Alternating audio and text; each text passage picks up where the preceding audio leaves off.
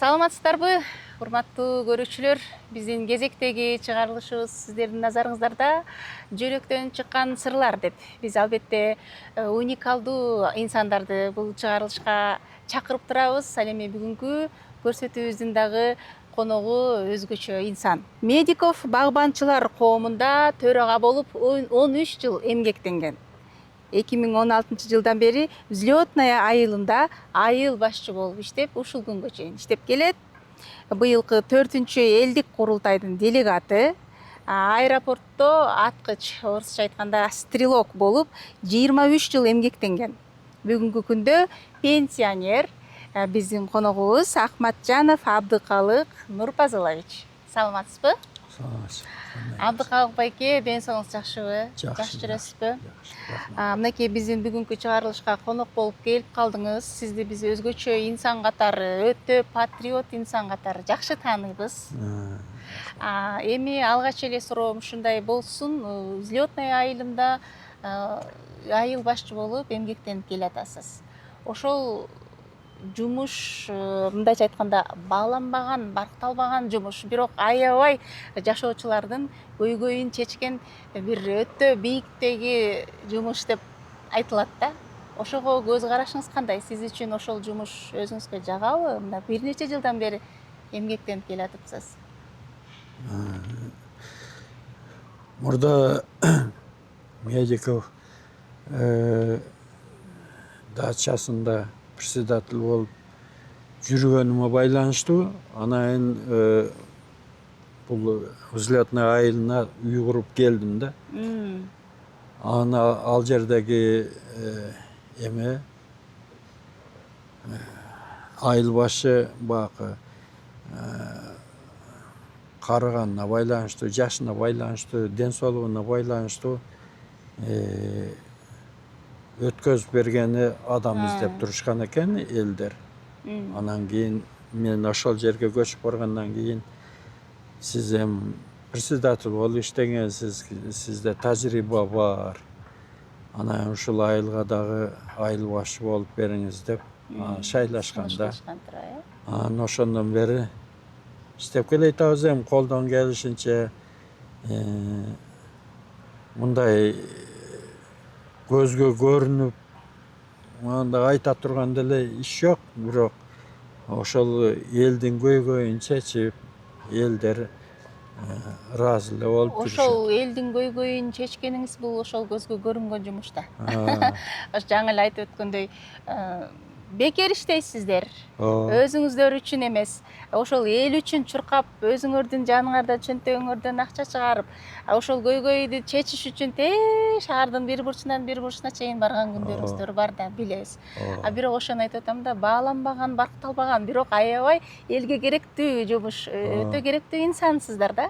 Анан ошол сиз ошол жумуштан рахат аласызбы же бирдеме балким сизди мажбурлайт ушул жумушту аткар деп? Же өзүңүзгө ушунчалык жагабы эл үчүн кызмат кылуу бекер?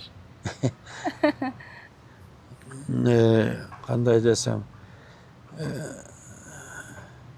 эми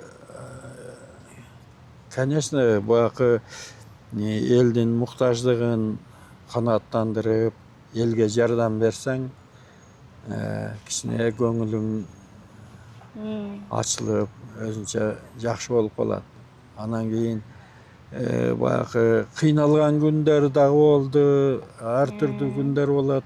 Кээ бирде ушуну жөн эле койсом болмок экен деп дагы кетесиң адам, ошондой болот да. Айрыкча пандемия учурунда көп кыйналдыңыздар болуш керек, э? Пандемия маалында кыйынчылык аябай болду. Элдер иштебей калды, элдер бири-бири менен жолукпай калды, үйүңөрдөн чыкпагыла деп калды. Анан ошондой болсо дагы жалпы эле ошол жердеги ондачан председательдер бүт эле катуу иштешти. Анан ошол ондачан председательдери менен айыл башчы болуп баарыбыз чогулуп алып айттык, эми баягы элде азыр азык жок, тамак аш жок болуп калды, элдер иштебей калды, ушуларга кандай кылып жардам берсек болот деп өзүбүзчө сүйлөшүп, баягы менчик жеке ишканалар алып келе баштады, жардам. Жеке ишкерлер. Жеке ишкерлер. Айтсак раздольныйдагы колбасный цех бар экен, алар ошого окшогон эмелер, ишкерлер продукта менен, акчалай эмес, жалаң продукта менен алып келип атышты. Анан кийин ошол биз сүйлөштүк, өкмөттөн келеби, жеке ишкерлерден келеби, ошону ушул 11 айылга, дачаларга тең бөлөйлү дагы, элине карап. Населениясы көп, кээ бириники аз, ошого карап бөлүп туруп, таратып турайлы деп сүйлөшүп алып, анан ошондой кылып таратып жүрдүк. Баягы катуу жардам берди жеке ишкерлер. Мына айыл өкмөтү алмалда мына эмеге Атбаш айыл өкмөтүнө карачу элек, ошолор жардам берип атышты. Ошол эми жардам берем деген адамдарды кантип таап жаттыңыздар ошол кезде? Кантип чыгат алар? Мына эмелерге жогорку кеңештин депутаттары аркылуу, анан кийин местный депутаттар аркылуу, анан тааныштар аркылуу иши кылып болгон мүмкүнчүлүктөрдүн баарын колдонуп ошо келип атышты да. Мисалы таратканда калктын санына карап эле бөлүштүрдүк деп атпайсызбы? Алардын арасында деле балким чын эле кыйналган, жардамга муктаж, ошол тамак ашка муктаж үй бүлөлөр бар. Кээ бирөөлөр балким жакшы эле жашагандар деле бар да арасында. Ошого карабай эле тең бөлүштүрүңүз. Жок. Карадыңызбы? Эменин ичинен эми баары эле мүңкүрөп эле отуруп калган жок да. Анан ошонун арасынан баягы начар жашагандарга. Эми мисалы үчүн бир жардамга келгенде мага айтат сага 5 кишиге деп. Мен ошолордун ичинен эң начарларын, эң баягы начар десем баягы таарынып жүрүшпөсүн угуп алып, мындай муктаж, бала чакасы көп, жетим жесир дегендейлерге берип аттык да. Ошол жакшылыкты түшүнүштү да бардыгы. Же 5 кол тең эмес дейт эмеспи? Балким арасында наразычылыктар болду.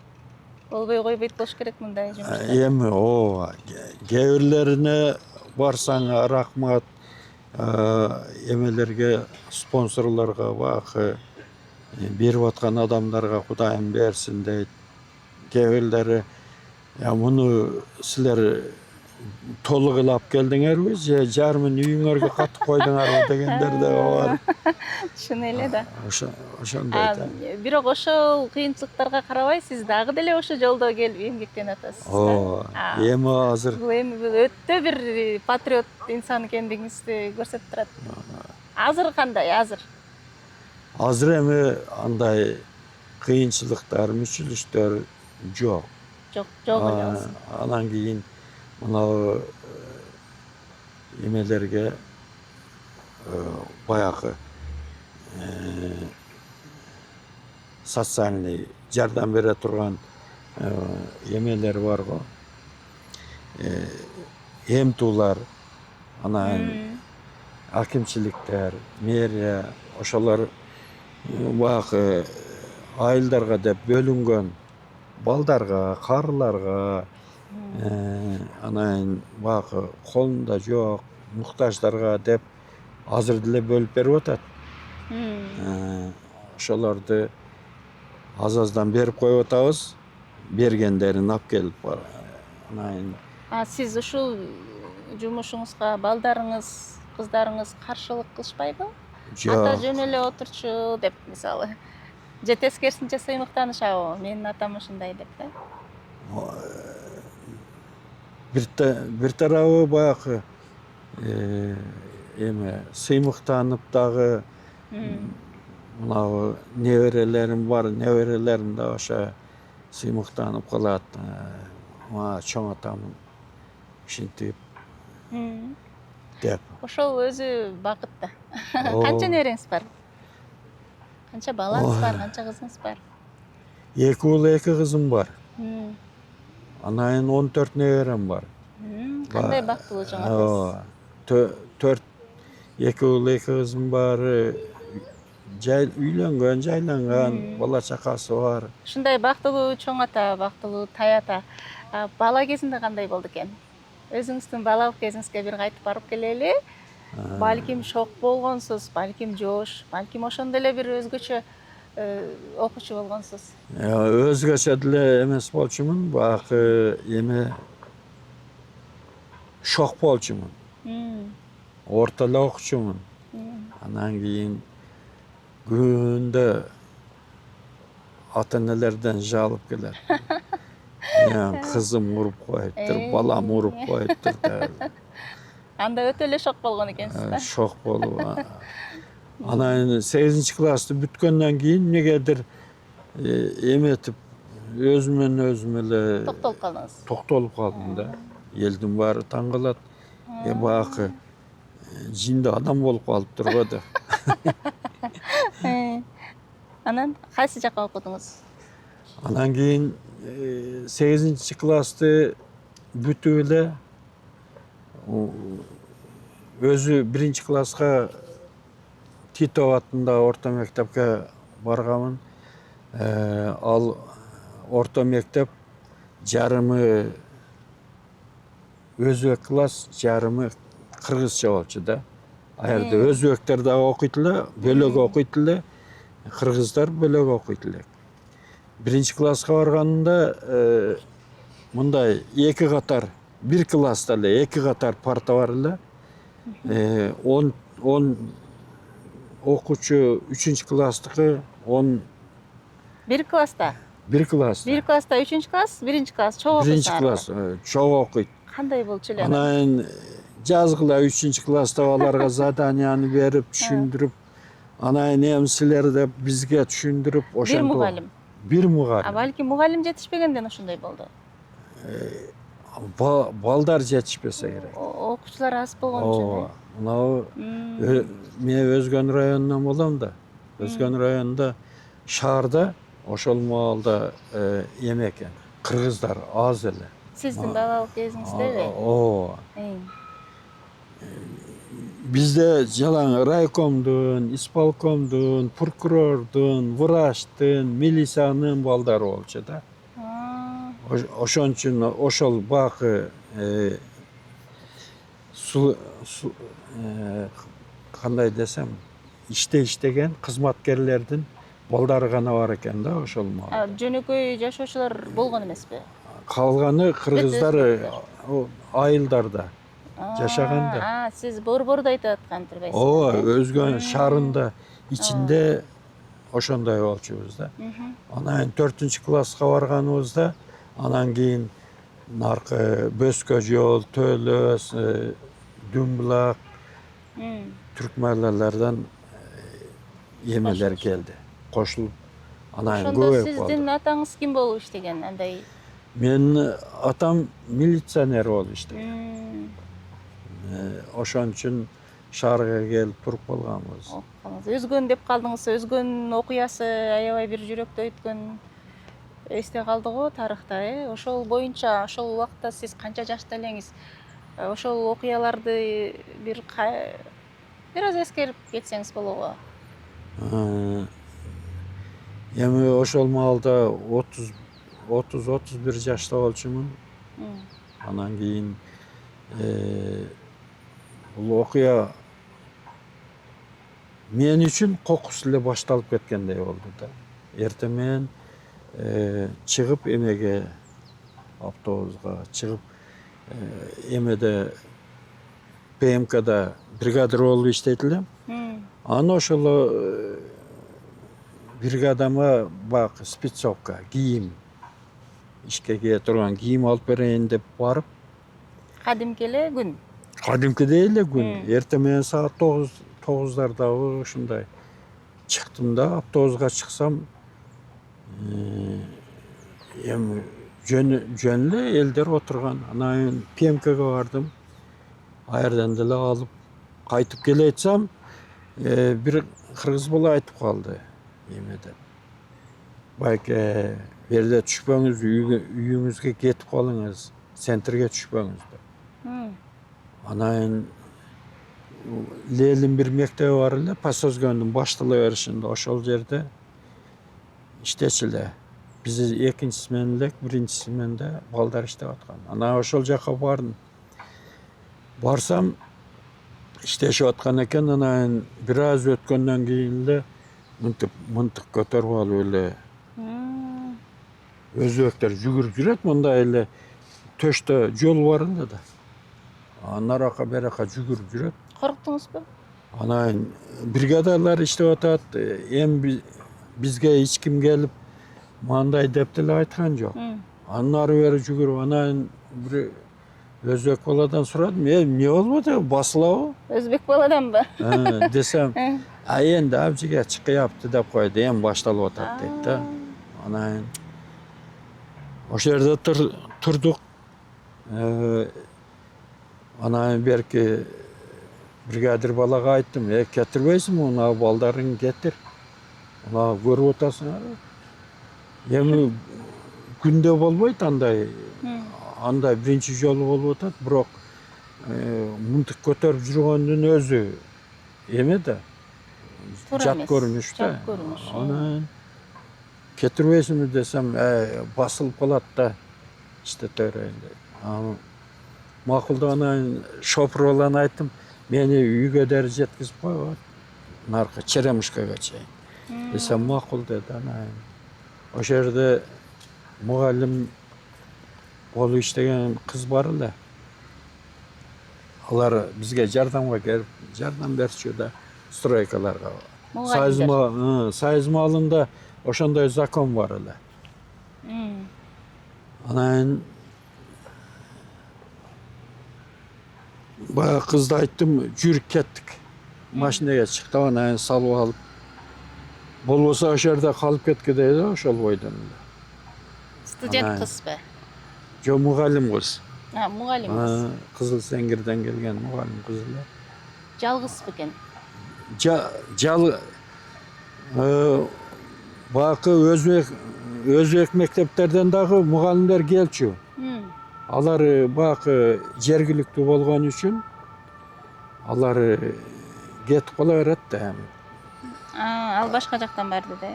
Ал айылдан келген үчүн эжесиникинде Черемушкада жашап, анан буяка келчү экен да. Ошону кошо алдыңыз. Анан кошуп чыкты, анан берде калсаң ким жардам берет сага? Деп анан алып алып кеттик. Көчөдө жашоочулар жокпу? Мындай башкача көрүнүш болуп калдыбы? Же дагы деле Анан машина менен центрге чыксак, биз Пасөзгөндө болчубуз да, бакы стадиондун астында ылдый жакта. Өзгөн экиге бөлүнөт да. Өйдөн көзгөн, пас көзгөн. Анан кийин ошо өйдөгө чыксак, центр толло эркек. Жалаң өзбектер. Курал менен. Аял киши жок. Жалаң эле эме, куралы жок. Анан мен калпагым бар эле, бизди көрө калып таш менен урду. Анан зилге тарак деп аркаларына тийип атат. Бакы кетип атканда көрүп таш алып ыргыткыча өтүп кетип атабыз да. Анан өтүп кетип калып. Өтө эле кооптуу болчу да. Андан кийин эле берки мугалим кызды эжесиникине киргизип, анан өзүм үйгө келдим. Үйгө келгенде эле башталды. Гу деп. Биздин үй жолдон алыс эле, көрүнбөйт эле да. Бирок угулуп атат. Анан бир маалда автоматтардын үнү чыгып калды, татырап атып эле. Анан кийин мантип нарака берака үйүбүздүн жаны тала болчу. Нарака берака эмелер жүгүрүп жүрөт. Өзбектер. бешлик көтөрүп алган, чапкы көтөрүп алган, колунда эмне болсо Кандай ошондо алдынан чыккан кыргызды чаап аттып экен? жок, алар жүгүрүп эле жүрөт да, алар деле ошол бизге окшоп түшүнүксүз да, эмне болуп атканын билбей атабы. Ал жерде жашап аткан өзбектерби алар? Ооба, местный өзбектер. Бирок Өзбекстандан келген өзбектер курс алат. Негизи эң көп кыргыз турган жер биздин айыл экен, 28 кыргыз бар экен да, 28 үйлүү. Эң көп. Өзгөн боюнча, шаар боюнча 800 эле бар экен. Чоң. Эми бакы 40 миң, 45 миңдик шаар болсо, ошонун бар эле өзбек да. Анан ошентип эме болду, тополоң болду, жаман болду, элдер өлдү. Жакшы болгон жок да. Жыйынтыгында сиздер эч кандай жабыр тарткан жоксуздарбы? Эми биз качып чыгып кеттик. Эме келинчегим нан жаап аткан, нанын деле ошол ойдон таштап келди да кеткиле, аман калбайсыңар дегенден эме жака, көзүбүз көрүнгөн эме жак, Ильичевка жак, Ленин жолунун көпүрөсү жак жакын көрүндү да, ошол жака кеттик. Кетсек, ал жактан элдер келе турчу алып. Анан аялдарды өткөзүп берди да, мени алып калды, эркектер кетпейт да. Анан кайтып келдик, ошентип 3 күн тополоң болду да. Эми өзгөн күйүп эле жатып калды. Эми мындай нерселерди айтса болобу болбойбу билбейм. Ошондой болуп эле, ошол маалда жөн эле газ баллондор жарылганда бомбадай эле жарылат экен. Даң эле деп атты. Алыс жактан караса деле ошентип.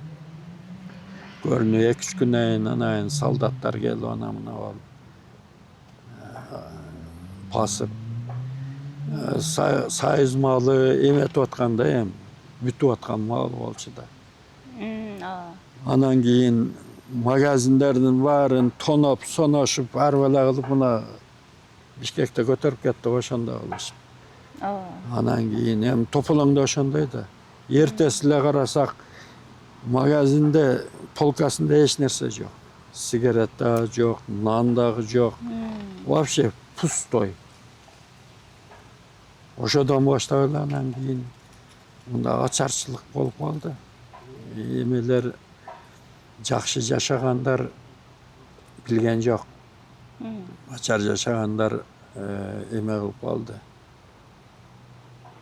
Нанга ун жок. Нанга зар болуп, арпа жеди, загыра жеди, арпа менен загыраны аралаштырып жеп ачты, кебеке арпаны аралаштырып, ошондой күндөргө келди да.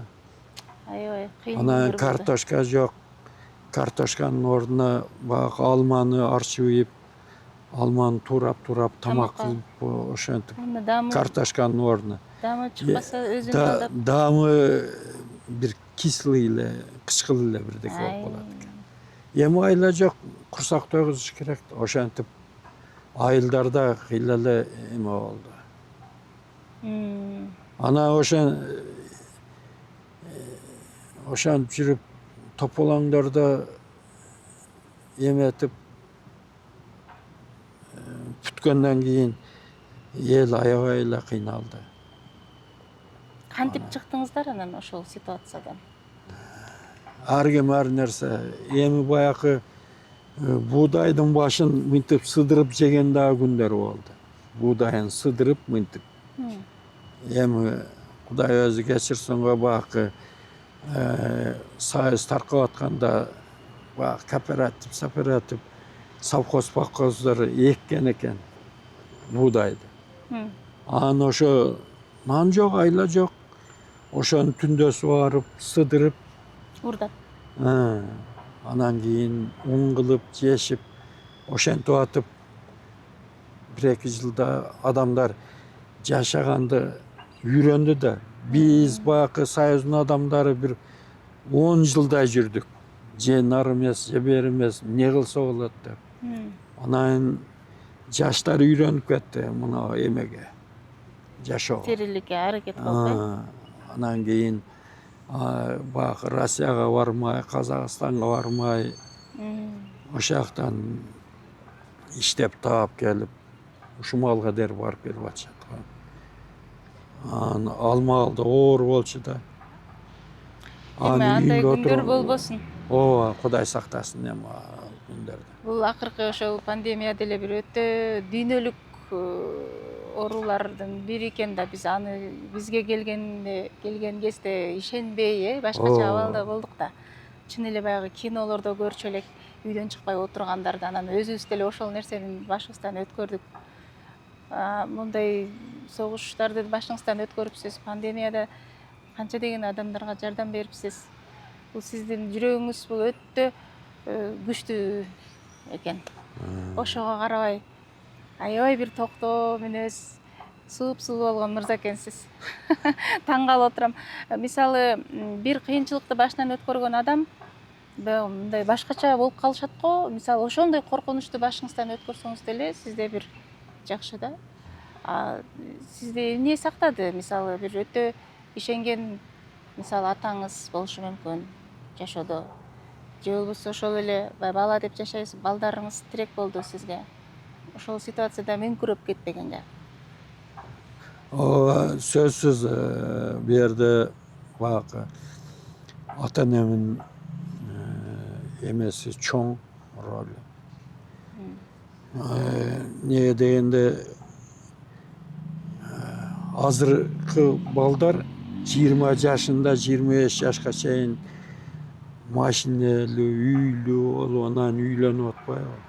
Ал маалда биз биринчи үйлөнөт элек, анан кийин үй курайт элек. Анан кийин мен 30 жашымда ага чейин үйүм деле бар болчу. 30 жаштан кийин ошентип кыйналганда өзгөндө үйдү таштап коюп айылга барганбыз да. Анан кыйналдык да. Кыйналганда анан ошо ата-энем эметип атты, жардам берип. Эми алар уюткулуу болуп калганда, алар деле үйүн таштап чыкты, биз деле үйдү таштап чыктык. Бирок баары бир ата-эне деген өз жебесе дагы ушу балам жесин дегенде, неберелерим жесин дегенсип ошентип жардам берип атышты да. Ата-энем болсо мынабу 5-6 жыл болду атамын каза болгонуна. Анан мен эң бир бактылуу адамдардын биримин. Апам бар азыр 85 жашта. 86-га чыгып калды. Эң сонун. Апасы бар адам өзүн жашы улуу болсо дагы өзүн аябай жакшы сезет дейт го. Ой, кичинекей бала сыяктуу эркелеп апасына. Сизде да ошондой сезимдер барбы? Мен баягы ушундай мындай өтө жакын болгонду мен чоң атамдын колунда 1-класска дейин Чоңойдуңузбу? Чоңойгонмун да. Анан келгенде эми ата-энем мага бир туугандай эле. Ал апамы жеңе дейт элем, атамы аке дейт элем. Анан кийин апамы апа деп калганыма армиядан келип, бирөөнүн апасын апа деп аткансып зорго. Ушул жерден айта кетейин, баягы президентибизге болгон ар түрдүү сөздөр, ушак сөздөр айтылып атпайбы? Анан бүгүн көрдүм эмени Али Токтокунов деген журналистке 1 сааттай маек бериптир, ачыгын айтыптыр. Ушинтип айтып койгону жакшы болуптур деп атам да. Элге дагы түшүнүктүү, эл дагы мындай бир ойдо боло тургандай болупчу. Анан туюк эле ай президент мындай экен десе, анан туура эмес. аяка кетип, анан Кытайлар көбөйүп кетти десе, ооба деп аны эми баягы ар түрдүү эмеге мамлекетке душман адамдар бар экен да ар түрдүү нерселерди президент айтмакчы баягы акчасын алабы же бир кызыкчылыгы болобу ошону менен эле айтып эле мынандай дей берип эми ар бир ийгилик жараткан адамдын баары бир аны мактаган жолун жолдогон же болбосо колдогон адамдар бар. Анан ошол эле учурда тескери сүйлөгөн адамдар бар. Эми бул жашоо өзү ушундай болуш керек. ошо эле. Эми Абдыкалык байке биздин чыгарылышыбыз соңуна жетип калды. Сизге терең ыраазычылык билдирем. Аябай бир саясатты да жакшы түшүнгөн инсан болгондуктан ошол жашап аткан эл менен саясатты же болбосо жогорку жак менен байланыш түзүп алдыга жылдырып атканыңыз ушул себеп болуш керек. Сизге ден соолук каалайм. Үйлүүлүк бакыт каалайм. Ошол неберелериңиздин тойлорунда төрүндө отуруп чай ичиңиз. Мынакей апабыз менен бактылуу болуңуз. Апам да ден соолугу чың болсун, Сизге жакшы күндөрдү каалайм. Жакшы күндөрдө жолугуп жүрө берели. Аман болуңуз. Силер дагы чыгармачыл адамдарсыңар. Өмүрүңөр узун болсун, ден соолугуңар чың болсун, ишиңерде ийгилик болсун, тилеген ой максатыңарга жеткиле. Иши кылып кыргыз элине мына көпчүлүккө кызмат кылган адамдардан болуп жүрө бергиле. Мына жаш балдар, өсө турган балдар да булар эми. Келечеги алдыда Буюрса. ашып барса 20-га чыккан балдар экен эми. Келечегиңер кең болсун. 20-га чыга элек. Жакшы. Билим алыш керек, сөзсүз. Ооба. Билимдүү болуш керек адам. Андай каерде болбосун, көпчүлүктөгү общественный жерлерде адам билимдүү болгон жакшы да. Анан билимсиз болсо, баягы тең тайлашып, мындай бирөө менен сүйлөшкөнү оор болуп калат. Ошон үчүн билим алгыла. Айтат эмеспи, билими бар миңди жыгат. Билими күчтүү миңди жыгат, билеги күчтүү бирди жыгат. Ошо. Пикирден айтылбаган да. Ооба. Ооба, баарыңыздарга, жаштарга билим алгыла деп кеңеш беребиз. Мына Абдыкалык байке өзү айтты. Ар бириңиздер билимдүү болуңуздар.